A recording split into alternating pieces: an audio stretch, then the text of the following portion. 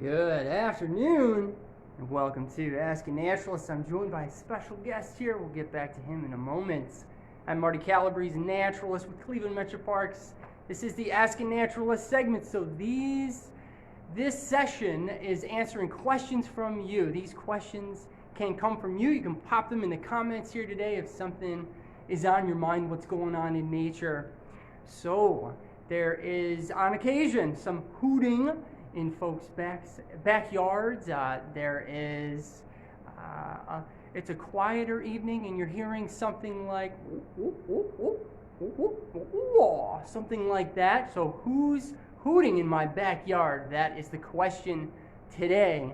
You might already be thinking it's an owl. So let's take it from the top.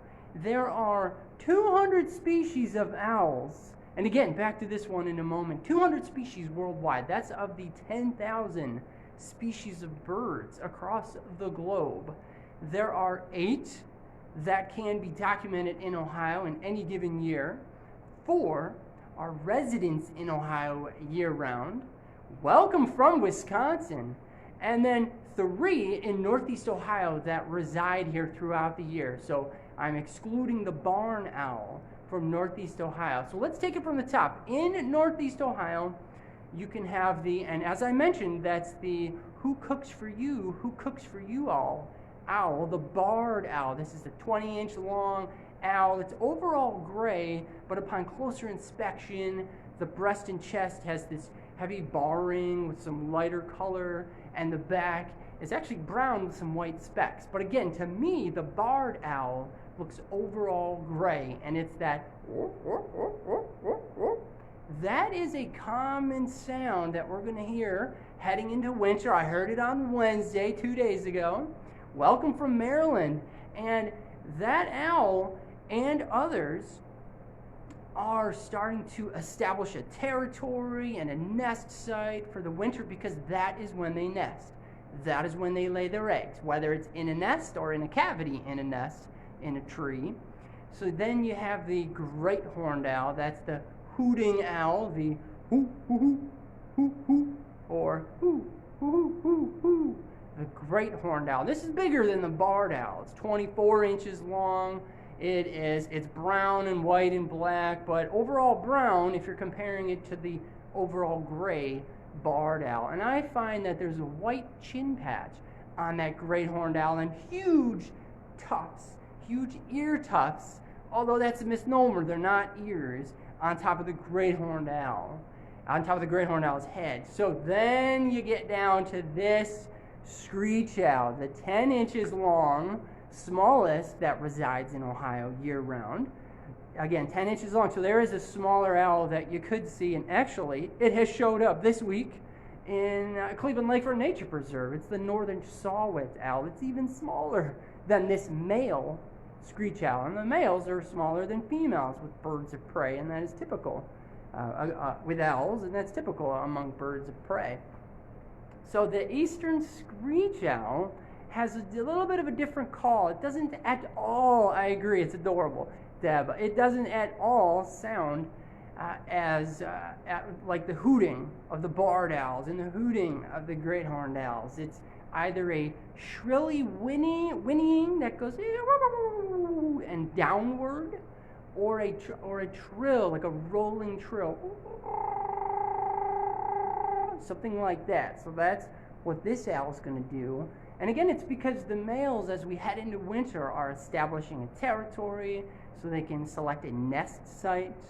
Eventually, it's the female that's going to be in that cavity, and that's where the screech owls will have their nests of 2 to 6 eggs. It's the females in those nest cavities that are taking care of the young, and the male will bring prey. Okay, again, it's a bird of prey, so they have to hunt, kill, and eat the small animals. And when they do that, owls will actually cough up a pellet. If there's any kids out there and you think you know what owls might eat, go ahead and pop that into the comments. I'd love to know what you think. I bet the diet is bigger and broader and more general than you might guess. But when those owls eat that animal, let's say it's a mouse or a bird, they are going to cough something like this up. And this is an owl pellet. So they will digest the fat and the meat, but they can't digest the bones and the undigestible parts like fur and feathers. They cough it back up. That's what an owl pellet is. And upon dissection, when you open up these owl pellets, you can actually start to see bones in there. It's a fun activity in class or at home should you pass by an owl pellet. And that's a good way, by the way. If you see an owl pellet or pellets at the base of a tree, you might have an owl up in the tree. This owl does not only live, I'm seeing and loving some of these answers.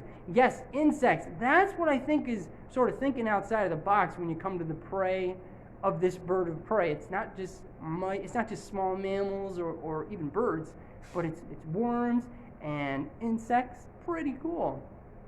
So the screech owl can be seen sort of fluttering from tree to tree at dawn and dusk in the suburbs.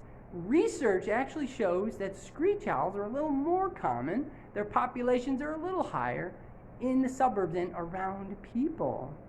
Why do you think that is? Why do you think?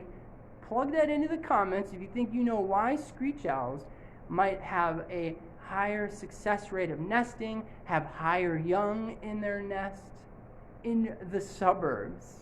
So I've been talking about some of its features. Think about this. An owl is a bird of prey, but it's a nocturnal bird of prey.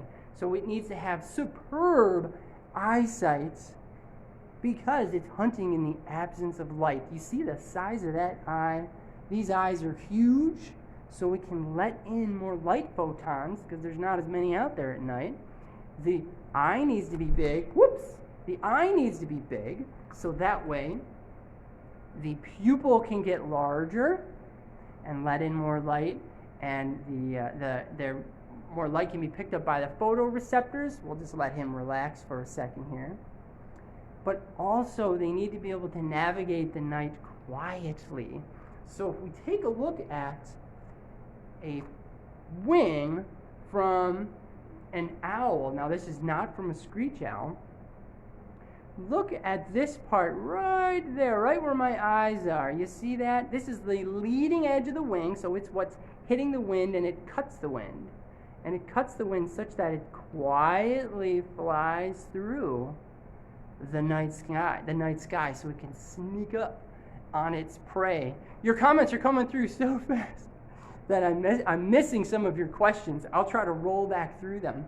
Now, if we compare that owl wing to a hawk wing, look at how sharp the top of this feather is, the leading edge of that wing. It's going to be a little noisier. So the point is, owls can fly quietly. Hawks, which are daytime predators, aren't going to fly as quietly. Now, all owls are going to be able, all of our Ohio owls can and do hunt at night.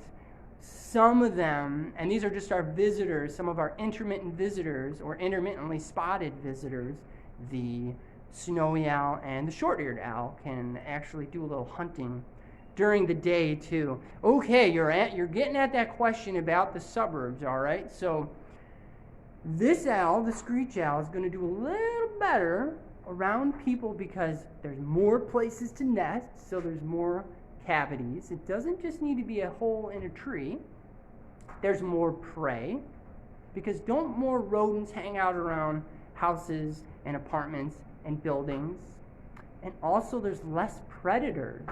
That sounds like a great equation to have more screech owls, to have a higher population of screech owls. Now, to get at my initial question, who's hooting in my backyard, I want to say it's probably the barred owl. Us naturalists get a lot of audio clips about hooting in folks' backyards, and it's more often than not the barred owl. But there is the hoo, hoo, hoo, hoo, hoo of the great horned owl. Any final questions? Oh yes, snowy owls, when do they come? Well, it's not such a reliable thing that snowy owls will show up at our airports in Cleveland, but it does seem that way, doesn't it? We have a lot of energetic birders in the Cleveland area and naturalists with Cleveland Metroparks that can help you find and spot those birds and put it out on social media. But just generally speaking, those snowy owls, if they show up in the Cleveland area in those larger spaces like airports, that's during the colder season. So they're way up, high up north at northern latitudes where it gets very, very cold, and they shift their population, they can, down to, and they send some individuals down to the Cleveland area where it's our winter, and we think it's super cold, but for them, not as cold. Okay, I'm going to put this screech owl back. You can see this screech owl and a gray screech owl. So this is a red screech owl, a little more rare than the gray. You can see those two, plus barred owls and great horned owls at the Owl Aviary at North Chagrin Nature Center. You must check that out. You can get super up-close looks at these resident owls in Northeast Ohio. Again, these owls are hanging out in Northeast Ohio year-round.